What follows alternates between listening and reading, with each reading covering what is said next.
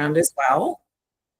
And Bev Allen is a professional meeting planner with Helms Briscoe, which is the largest meeting planning company in the country. And Bev has been with Helms Briscoe for about 20 years. We're also going to have other folks in the audience that are going to speak up. Sherry Newman is the Director of Conference Services at Hotel Champlain, and she's got about 30 years as an event manager. And then we also have Ben Mervis from Waterworks Food and Drink, who does a lot of work and plans a lot of events with professional meeting planners. So if it's okay with you, we'll get started. Bev, can you tell me a little bit about your process when you're sourcing a new city for a client? Do you work closely with the CVB or DMO, or do you really go out and search yourself for properties? Hold on, you're on mute. Hold on. Bev, you're on mute. Okay. There we go. I didn't know I could control myself here. Sorry. I just want to start with a little bit about myself, because and apologize to Marie, because I wasn't able to get to her before to tell her this, but so my background is actually, I have 30 years experience in corporate operations, and the last 10 of that was in procurement. And I was the travel manager. So my introduction to the hospitality industry was in the travel, business travel part of things. And then I've been with Helms Briscoe for a little over 14 years in the meeting planning and that type of this sourcing. And that's a little bit of a different background than people at Helms Briscoe have, because they often will come from different parts of the hospitality industry. I live in Boston. My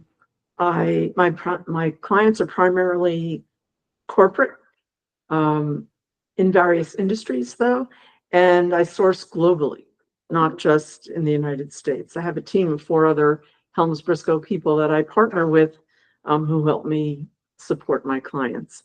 I also have 2 grown married sons and 2 grandchildren that I always have to talk about, and they live in the Boston area also. So to answer your question, I really prefer to do the sourcing myself.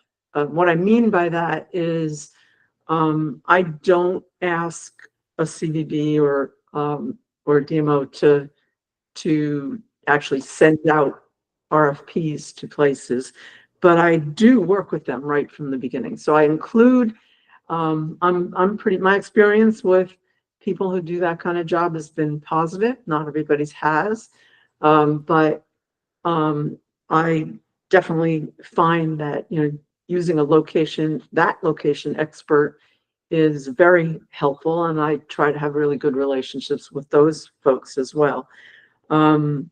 I think I involve what I involve the CVB or the DMO with is, after a location is on a short list, I'll work really closely with them. And I certainly take recommendations of places to source. I just don't like the RFP to be sent out my experience with that hasn't been good. It ends up going out to people that doesn't make sense to go out to. So, but otherwise, I do really use them. We also internally have an internal system that people feed into from their experiences at places, and I consult that, as well as there are over 1,500 Helms Briscoe associates, and they live all over the world. So I will also sometimes use a person in that area as a source. That's great. Thanks. Yeah. And then Cindy, can you tell me a little bit about your process when you're sourcing a new city? Hold on. You're on mute. Okay, better? Yeah. So every situation is a little different, and I'll explain that in a minute. But in general, my RFP goes to the CVB or the DMO first, because I don't have the time. So with everything else that I do, we're still hands-on meeting planners as well as site selection. So it's helpful for me to have them take a look at it and say, there's 4 or 5 properties that we work with. There are some situations like just have a meeting that's got to be in West Virginia. There's only 3 properties that it fits, really 2. And even that was a stretch. So I worked with a local host group that I'm working with to have them help me identify what those were. Then I went to the bureau in Charleston and asked for their help with that citywide bid. That was one of the options. Wasn't a great experience. They were very hands-off, didn't really have much of energy to help me out at all. But in general, my relationship with bureaus and DMOs is significant because I use them all the way through the process. Mhm. It's not just, I need a resource with boots on the ground, and I can't always rely on someone I know. So beyond the sales process and getting the contract signed, I circle back with them when I'm start to plan. And they're a resource for everything that I would need, transportation, offsite venues. So yeah, very important for us. Thanks. So what are your initial expectations when reaching out to a hotel in a prospective city? What are the kind of the sticking points for you, your initial expectations, either Bev or Cindy? Go ahead, Bev. You can take it. Go ahead, Cindy. So I think for me, it's a quick response. So sometimes I'll go to a bureau's website or a DMO's website and I'll email the director of sales plus if the market segments are listed, I'll specifically go to a couple of people. And if I don't hear from them in 24 hours, I get on the phone. So I think just a quick response, even if they're still trying to figure out who it might go to let me know they received it, and they'll get back to me with questions. And I have to say, we do a ton of follow-up because we just don't always hear back quickly enough. So that's generally the way it goes. I just want a quick response, and I want you to abide by the deadlines that I have because those are usually client driven. So it's just a matter of making sure they can do all that given the time frame. Yeah, I would actually agree with that. I said, the quick response is the first thing I would say, and we usually do get a quick response, except for some brands that are literally, their process is set up that there's no way you're going to get a quick response because they have too many people that it goes through. But what I do is, I also will call to follow up if necessary. Not always. If I'm looking for a city and I'm not getting good response from, I have other choices, I'm gonna, I'm not as bad as some people. Some people literally will not follow up. If I feel it's a really good fit, I will follow up and then maybe have to make a decision later. But it's I guess what I would emphasize is that, all of these kind of parts of the interaction do play into kind of the final decision. And I don't make the final decision as to, where my client's going to go. They do, but they will, ask, and want to know what's, how was the process, the sales process, because whether they should or shouldn't, because it can be very different. The experience with sales versus operations, you can't help but be influenced by that. I would say that, and then in the very beginning of the process, also frequent touches are really, they make a difference. And I don't mean mine, but if someone can't get back to me right away, then them dropping me an email or picking up the phone, either way, to say, got your, acknowledge I got the response, and I'll get back to you, in the next day, or I can't get back to you today. Those go 100 miles. It's so worth it. So I know I will be much more, patient if I know that that's what's going on. That's great. Thank you. So one of the other things I want to talk about is site inspections or site visits. What are your expectations during the site visit process? Do you want to meet the whole executive team? Do you tell me, I mean, I know it might be based on your client needs, but when you go to a city or you go to a specific property and you're going to have to look at offsite venues, what are your expectations for that process? Well, that's where I definitely at this point am engaged already with the CVB or DMO, And I rely a lot on, I mean, if I have to set that up and all that detail and deal with everybody separately, I probably don't have time to do it. And it's really a negative, big negative for me. And so, so I work with the CVB to try to do that. My expectations are, I will say that if meeting the executive team or the key people who, the operations manager, the banquet manager, the GM comes and says hello, that is real. That is what impresses people when they're there. It's not just about walking through the space. People are making their, they are definitely forming their opinions, and it will influence their decision if they don't get a good feeling from the site visit, from the people that they meet, and they pay attention to, they look around to see, like what's going on, and what people that you may not have included in the site visit are doing. And I think that, so I think that if you're really prepared to not just talk up, well, to actually, if you show that you've been really prepared for this, something about what the client is looking for, what their hot buttons might be, which I'm happy to share prior to that, then I think that really goes a really long way. I don't know how else to say it other than don't just have somebody that, here's the person who shows people the room they're leading the site visit. It's not gonna be very impressive at all. And Cindy, how about for you? I think it's a nice touch, just like Bev said, to have the executive team or general manager come out and say hello. They don't need to stick around long. Don't really want them to stick around long because we got to get business done. But it's nice to know that they're committed to the new business. I like it when I'm on site visits and there's a question about whether something might fit or how it would flow. And if the salesperson isn't really the right person to answer that they make sure they bring in team members that do. Right. This will fit. Here's some diagrams, that kind of thing. So not being afraid to sort of say, I'm really not the best to tell you that, but here's someone who can answer your questions. And I think the other thing is, I appreciate a bureau or a DMO to really ask me questions before that site visit gets planned. And I'm like you, Bev, I want the whole agenda planned. I don't really want to do it, but I want them to ask me the right questions and have that conversation ahead of time so that we don't miss something important when we're there.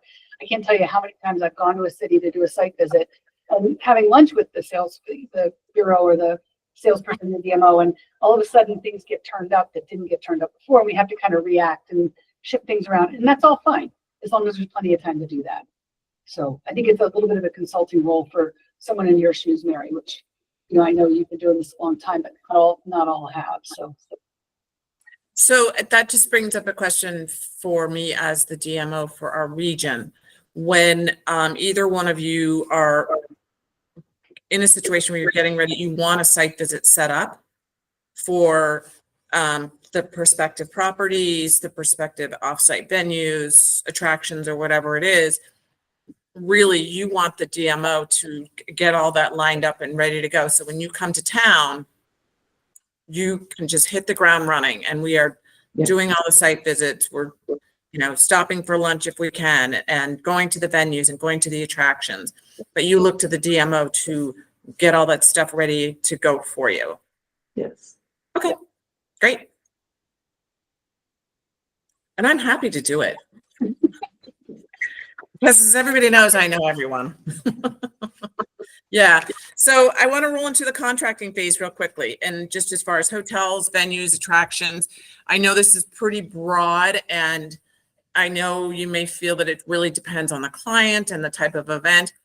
Do you find that there's anything in the contracting phase it's just a major sticking area for either one of you, just as far as not going to fly, absolutely not going to fly? Is there anything that you find that really sticks out for you when you're in the contracting phase? Well, let's see. I want to say it definitely, of course, it definitely depends on the client, but But I would say in today's, I'm not sure if this is really the way you want to go on this, but um, broadly speaking, I would say that I'm looking for flexibility and for collaboration when I'm negotiating a contract. So if I don't want to hear this is the way it is, this, and especially this is the way we do it, or even better, this is what we're told we have to do. Because I'm not, first of all, I'm not going to be stopped by that. Second of all, it's just a turnoff if you're not going to be flexible.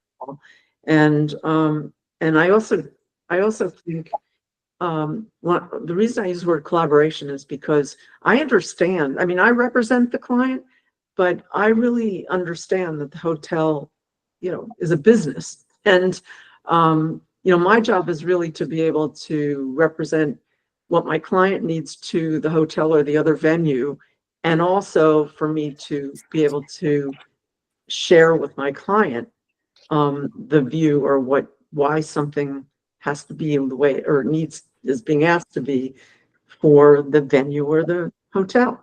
And so, I need to not feel like the enemy. On the other hand, don't be confused, whose interest I'm looking for. But I think in today's world, AV costs are ridiculous, and just that is an area that now everybody is paying attention to. And food and beverage costs are also high, and we know that, but I really don't like to hear, you go to the supermarket and it's not relevant. I mean, it's not, there's so much more to the food and beverage cost in your in your venue than going to the store and buying the thing. So you should just know that I think this, if you don't know this is the reason that food and beverage minimums are important, and they're important to be as low as possible because other risk mitigation terms are based on them. So, I've had lots of discussions about, being asked, like, what did the client pay the last time that they went to, an event for food and beverage? And I'll say, I'm not going to tell you that. I can't share that information. I don't have any clients that are really happy about sharing that. And, but, we can both figure what it will actually be, but that doesn't mean that they'll be happy with a food and beverage minimum that's close to that, because that's not really why that term is important. So I also think that risk mitigation terms are very important certainly to my clients, and I think in general to every. If anyone knows anything about what they're doing in contracting, then they're going to understand that really, rate is one thing in all of that, and in the process, but what's really important is what happens if things happen that you don't expect, and making sure that both your venue and the client can be protected as much as possible. Cindy, do you want to add to that? Sure. With a lot of our right now, we've got federal agency attendees and even state agency attendees that are being affected by either tariffs or just not allowed to travel. And we had an event, one of our largest events was in March, and it would have been 1,200 people until that happened. And we went down to about 600. So luckily we made our room block after we scrubbed it outside, outside the block. We had some language in there that if we dropped 25% force majeure, we could still hold a meeting and not be penalized. So I think back to your point, Bev, is creating terms that are going to work when it's an unknown 3 years out. But specifically with government, state and federal, there's always a risk. So we kind of underblock rooms for that reason, and then hope we can grow it. But having as much flexibility with all the terms, the critical terms, and the way that they're written, so that our clients aren't stuck. If we have 2 or 3 years of losses, they don't exist anymore. So that's the reality. So I think anything we can do to avoid that penalty of any kind is really important. Thank you. We've started to putting out our prices in advance, because it saves a little bit of headache. I used to want to look and see what the hotels have, but they're all so strict right now that, you know, if I can get our terms built in right off the bat, that's probably a quicker process. Mhm. Yeah, that makes sense. Well, I think also, when you think of the benefit, overall, if the experience is really good, then then that client is likely to come back again. You know, all these things add up into what their overall experience is. And I do have to explain to remind my clients sometimes that, you know, when they get really hung up on one thing and say, well, I'm not going to go there again. I'll be like, you know, it's sort of like anything else. Things happen in everything, and especially in our industry, they do. And how they're handled is really key. So you really need to like think about it. All right, so yep, you had this problem, but how was it handled? Mhm. Well, if it was, then, you know, I think once people calm down, if they're not seeing it right off the bat, once they calm down, they realize that that's what matters, because stuff happens. That's for sure. So a quick question on offsite venue recommendations for each one of you. If you want to do an offsite dinner, you know, at a restaurant or at a venue, anything like that, and you come to the DMO for recommendations, do you want the DMO to make that connection and introduction? Or do you just want, you know, here's the name, here's the phone number, go ahead and do it your thing? Or do you want the DMO to be pretty involved as far as making the connection? I think if it's a large enough event, you know, like 500 people off site somewhere, I want them to make that connection. If it's just a list of restaurants for a dinner for 50, I can probably handle that, and I'm glad to do that. But I always want to know what the bureau or the DMO know. Can that venue handle that many people? What are the pitfalls? What's gone well and what hasn't there? Because inevitably there's some shortcoming and some benefits to being at a venue offsite with that many people. So it's important to know where there could be some weaknesses to work around.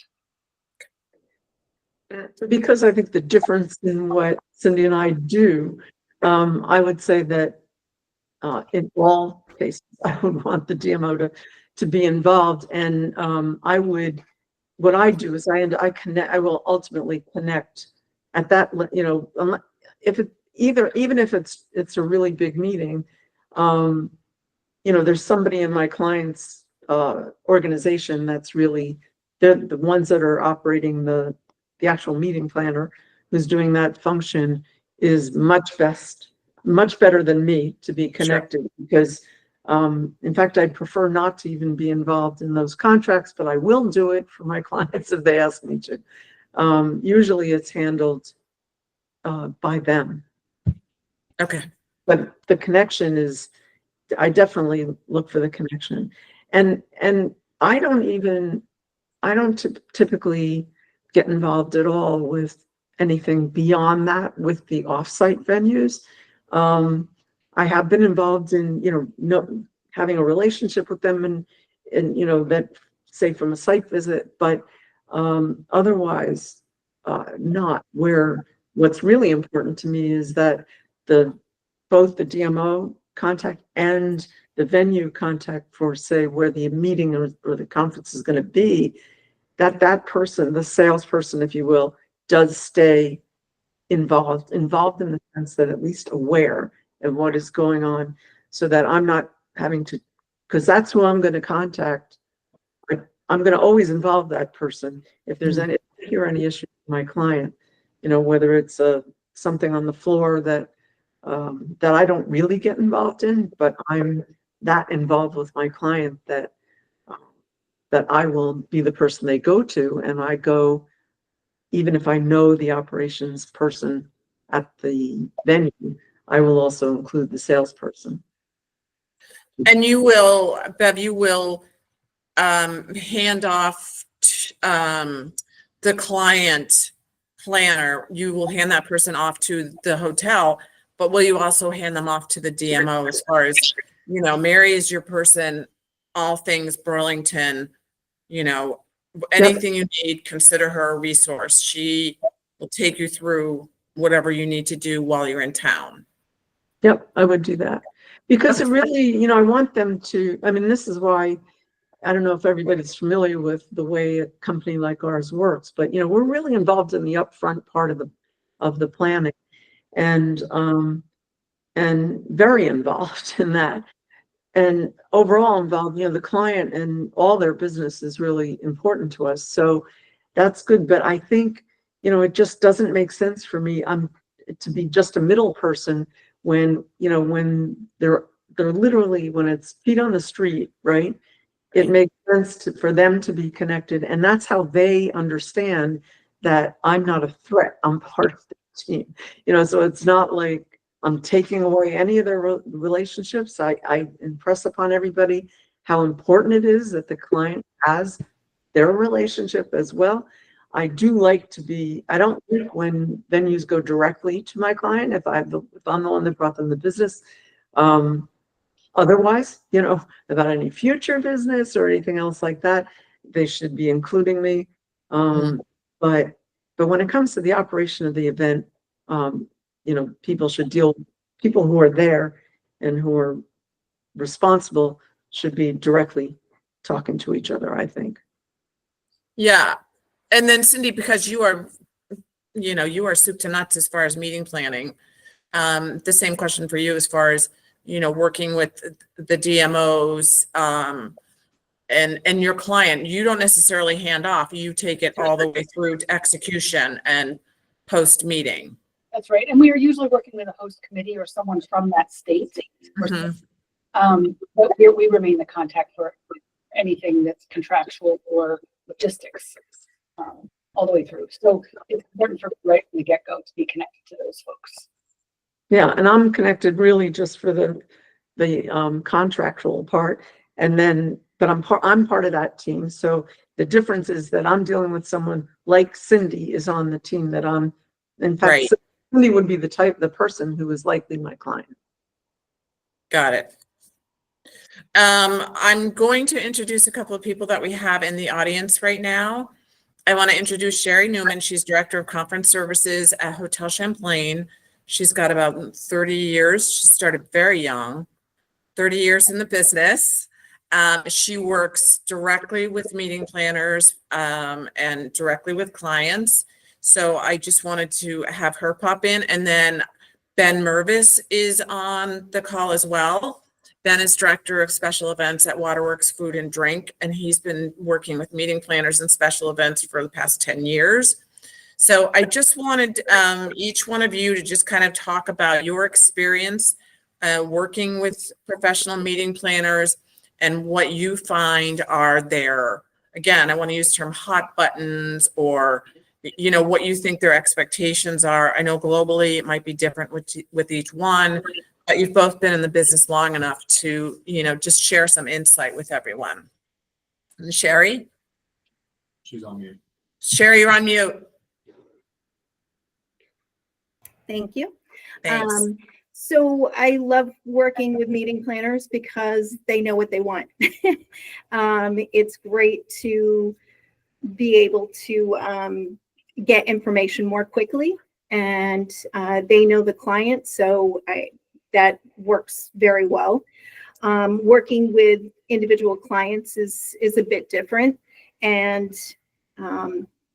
really what works well is really learning what their demographic is, what their goals are for the conference, and learning how they want to communicate so you can work through the process together. Yeah, I think just the goals is really key, and whether it's the goals for the site tour that they come on or goals for the overall conference and what they need to obtain at the end is really important to determine. Thank you. And Ben? Yeah, thanks for having me. There he is. I've been trying to be good and keep myself on mute, but thanks for having me, and it's just great to see everybody here. You know, Waterworks, for those who don't know, we are primarily a restaurant. We're open 7 days a week for dinner service every night. We do have a private event space that we opened a few years ago in the same building, just on the back side of the restaurant. And so that has provided a little more flexibility. But whenever we're working with event planners, much the same as what Sherry said. The goal and knowing what you want is always so helpful because, as we all know, there's lots of wedding couples or just private individuals planning their own events who have no idea what they're really getting into. But I would say even with event planners, where I find a hot button topic is we do have a lot of capabilities to do things that are out of the ordinary or out of what you might expect from a restaurant or from a historic venue. So I hesitate, or I try to walk that line between offering too much and then also not holding back. I want everybody to know what we can do, but I don't want to go down too many rabbit holes or too many detours from what it is that you actually want. But I think the other thing that came up earlier that I found interesting is that because we are a restaurant, when it comes to doing a full restaurant buyout, because we're open 7 days a week, we actually can't keep our food and beverage minimums too low. We have to base them on restaurant performance. So I'm always working with event planners to find that balance between a food and beverage minimum and a room fee, because a lot of your clients don't like to see high room fees. But if we're going to lower a food and beverage minimum, we do have to raise that room fee. So finding that balance is just a negotiation. I walk into every conversation with an open mind and a collaborative attitude, and I find that creates great success for all of us. That's great. Thank you. So Sherry or Ben, have you experienced anything that you would consider a learning experience with working with meeting planners, as far as, again, like, please make sure that you always ask this, or please make sure that you've communicated anything that you can impart on the folks that are listening today that you think is pretty valuable? I think Ben and I have the thoughts in our minds, looking at his face and mine. I think it's very important to offer diagrams if possible. I find them super helpful on Teams calls as you're planning, to really almost create the diagram as you're going, if they have the time to do so. Because what they envision may not be feasible in the space. So it's important to know limitations. And right along with that is estimated invoices. Avoid any surprises of what that tax and gratuity are going to do to the bottom line. And really, once you have menus, getting all of that out there as early as possible. Golf clap, snaps, whatever it is. Yeah.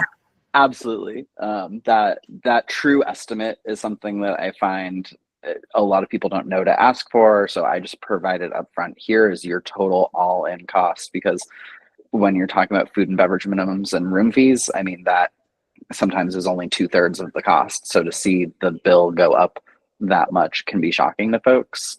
I think the other learning lesson, or lesson learned, is just details in the contract, even if it's not something that's really like a contractual term, outlining any limitations or anything that's been discussed that is either a yes we can or no we can't.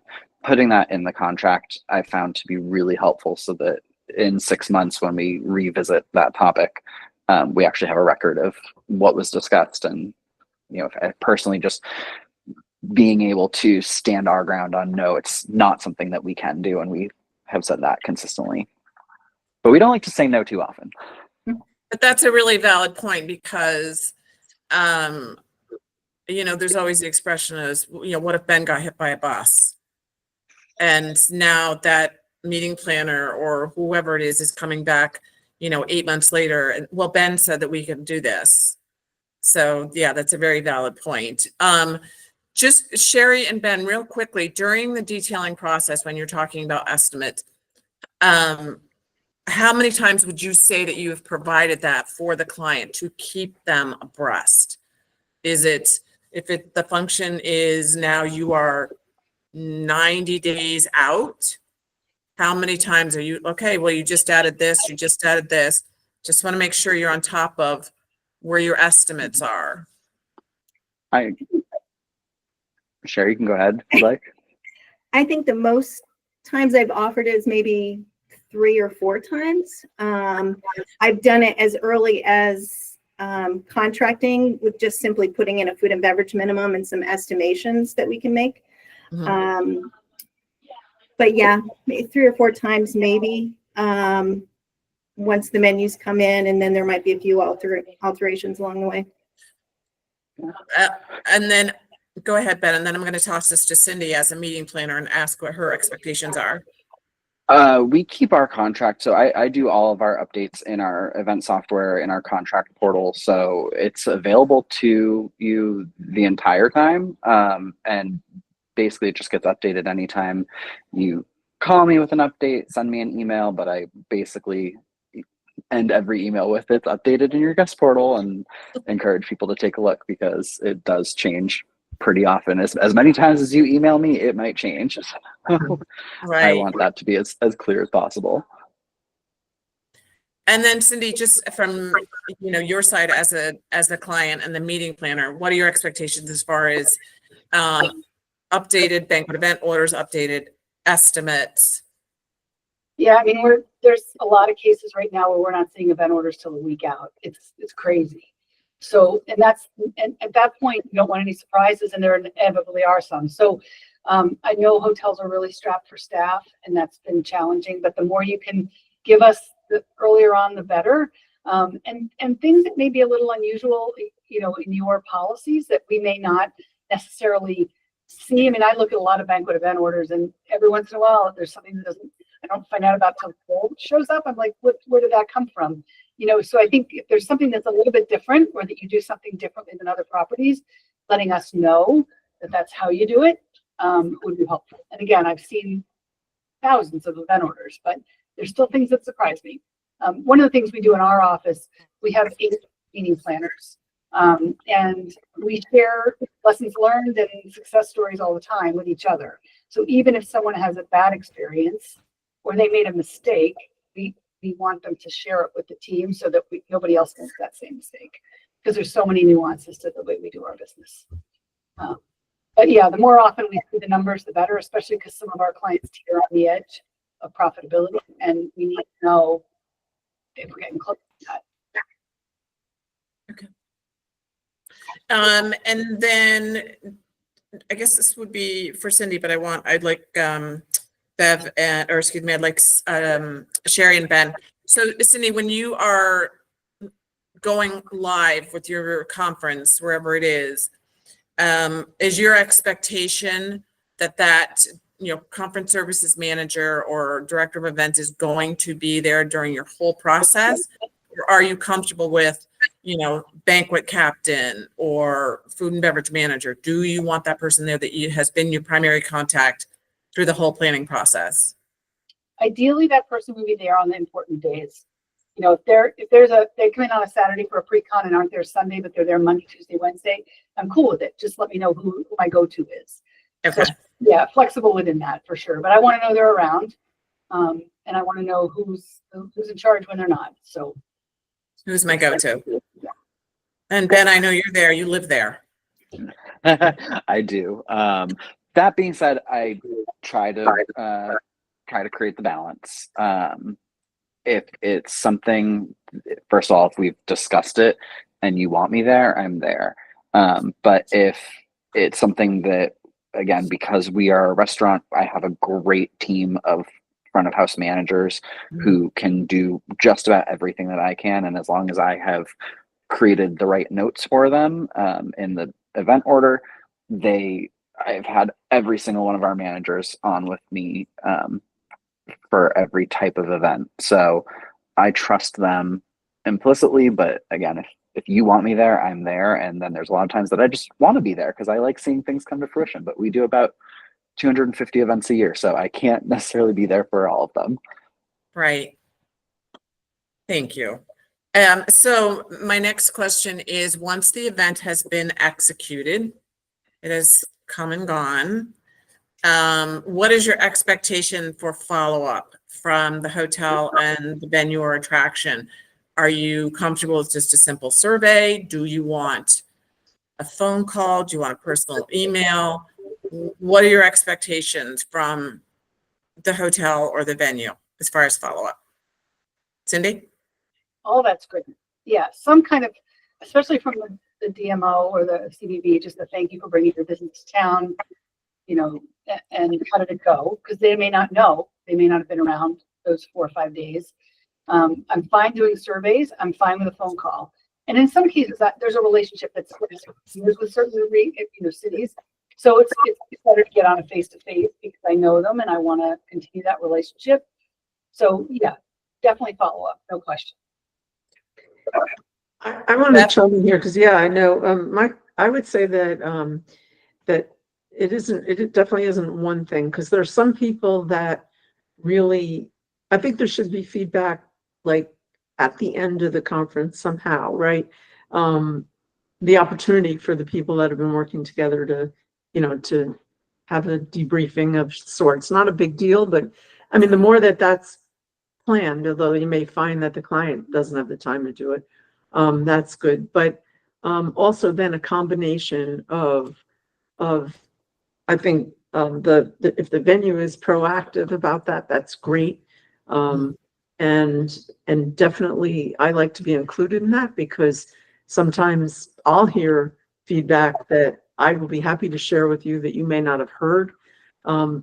Because I think, if you don't get the feedback, you can't do anything. So, and it should be good as well as areas that were a problem. Because a lot of times what I'll get is, it was great, the only issues were such and such, but they weren't a big deal, and so therefore they may not mention them at all to you. And yet, every little bit is matters. But I think also, so that is okay. It's okay from where I sit. If you're working with someone like me or us, being copied on requests for feedback is good. You don't have to worry about, do I just go to Bev or do I whatever.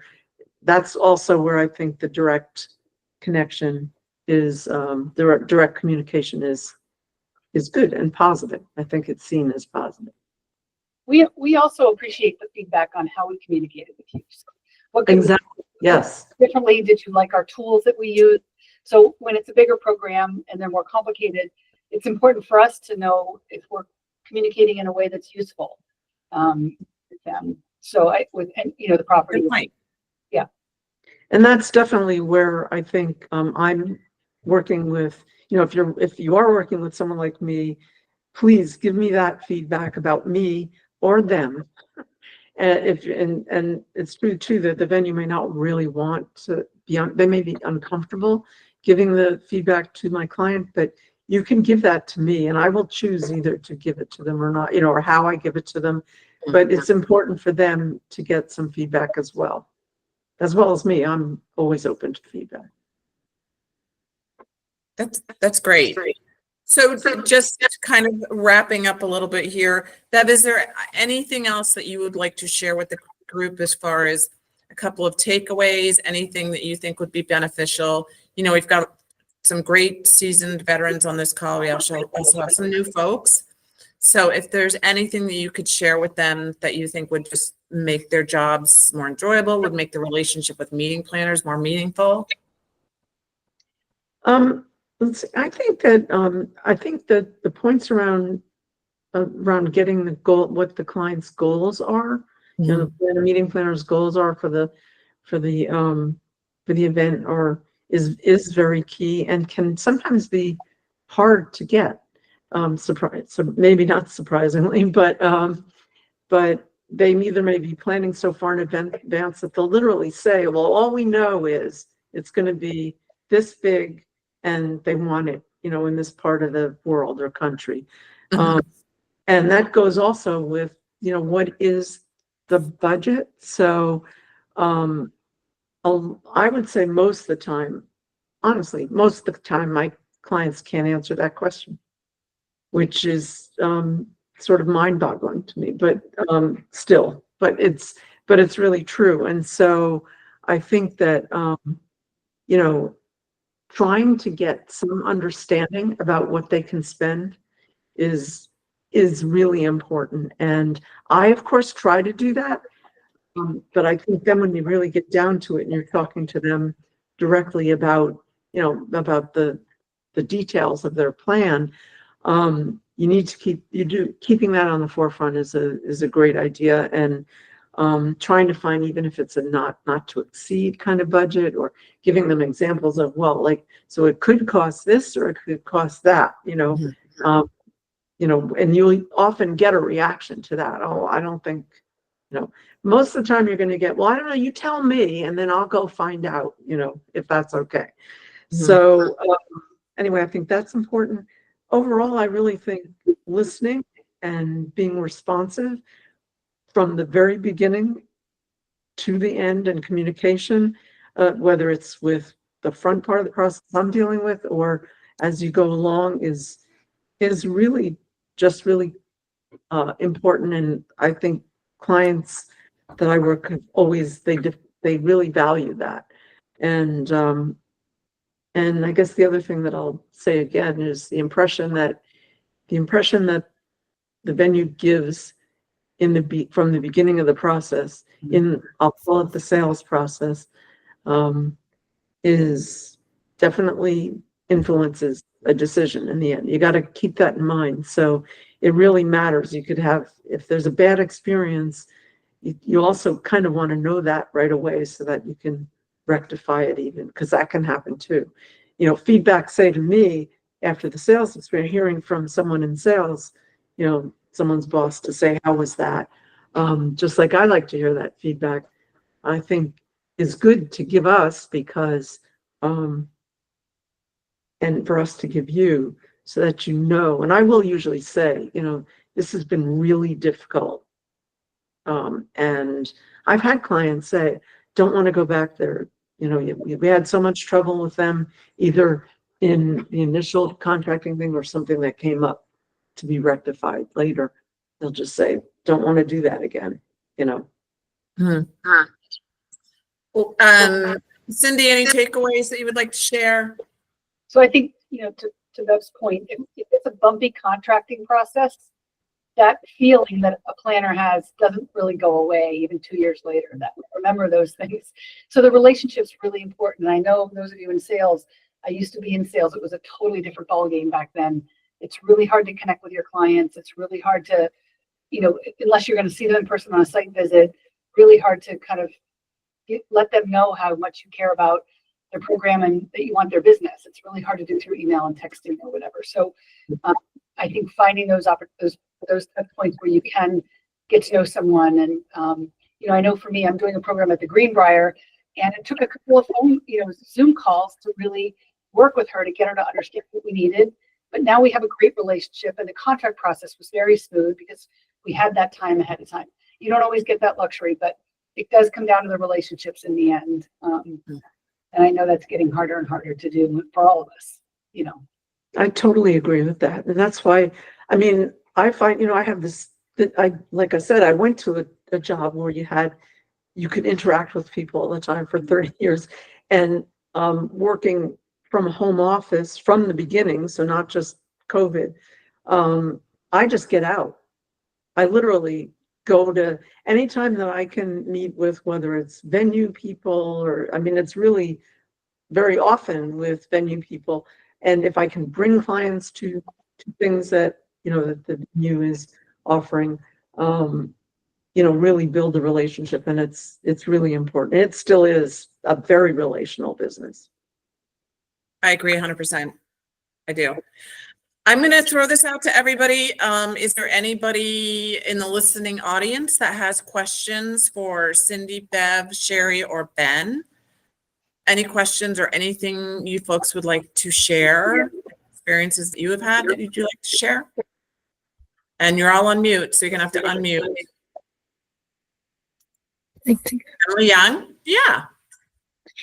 Hi, Emily Young. I'm with Sugarbush Resort in Warren, Vermont. Thank you so much for taking the time, Bev and Cindy, and sharing your expertise. It's really invaluable, I think, even to people who've been in the sales game for a while, since meeting planner needs are changing, ever changing. We learned that in COVID. I had a couple of things that I wrote down. One, Bev, it was with regards to your food and beverage minimum versus like the estimated food and beverage total that you're maybe talking about in terms of average menu pricing and what they think their agenda is going to have this break and this lunch and what have you. When you say cushioning that, that amount in the contracting to help mitigate some of the risk in terms of attendance dropping and maybe agenda shifting, is there a I guess percentage difference that would make sense in your mind that you kind of target as a reasonable difference between that initial estimate and then what is actually contracted for the food and beverage minimum? Do you build that into the attrition clause where you say with regards to not just rooms attrition, but food and beverage? Obviously, if someone can't come, they can't eat.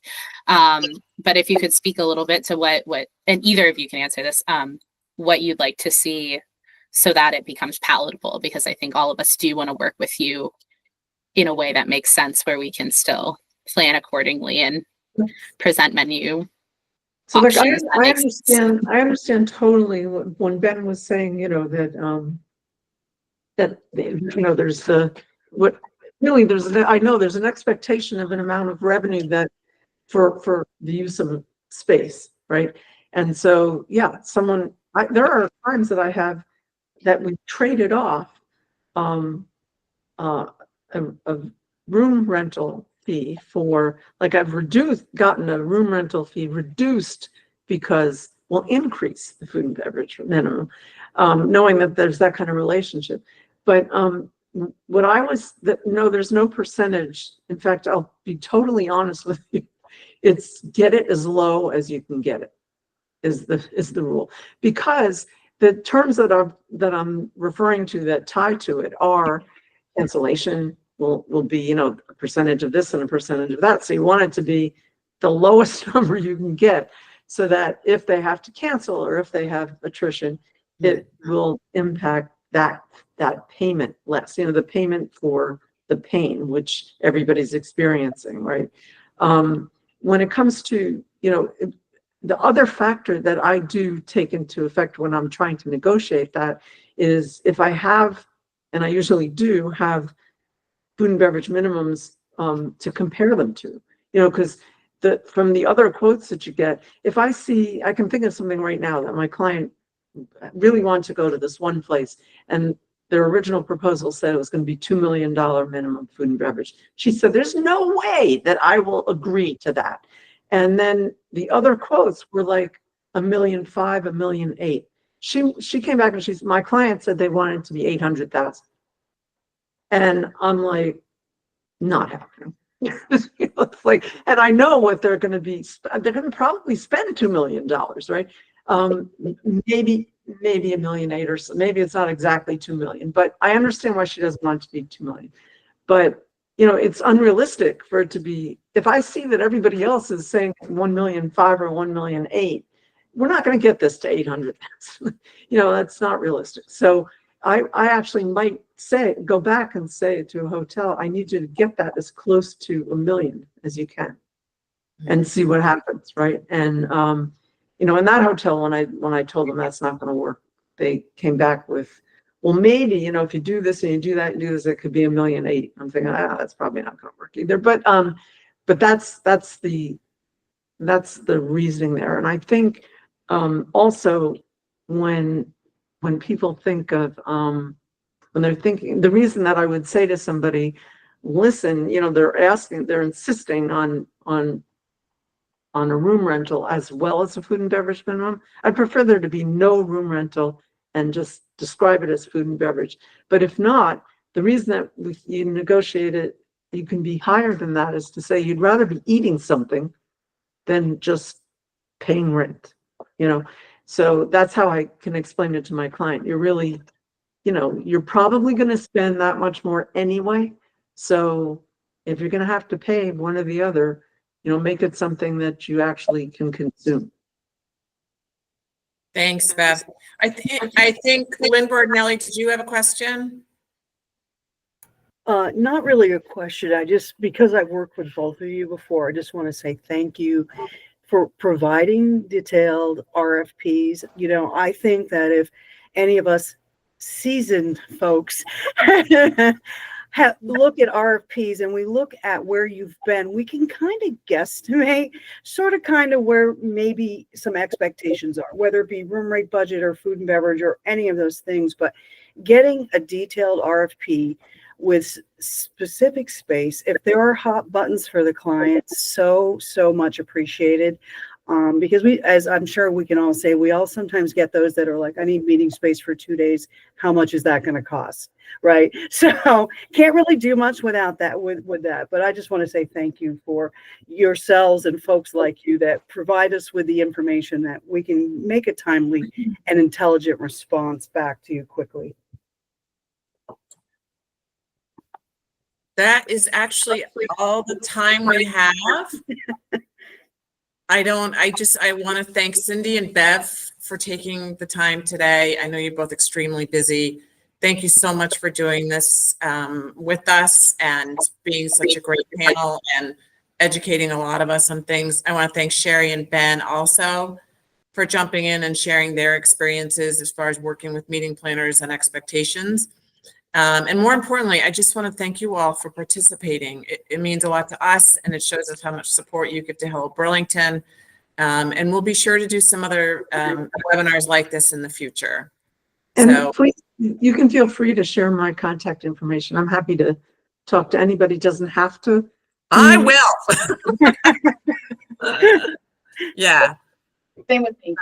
Yeah. I want to thank you all very much. Enjoy the rest of your day. Thanks for your time. Give it up for the Queen of the Court, Mary. Thank you. Thank you. Thanks all. Bye. Bye. Bye. Bye.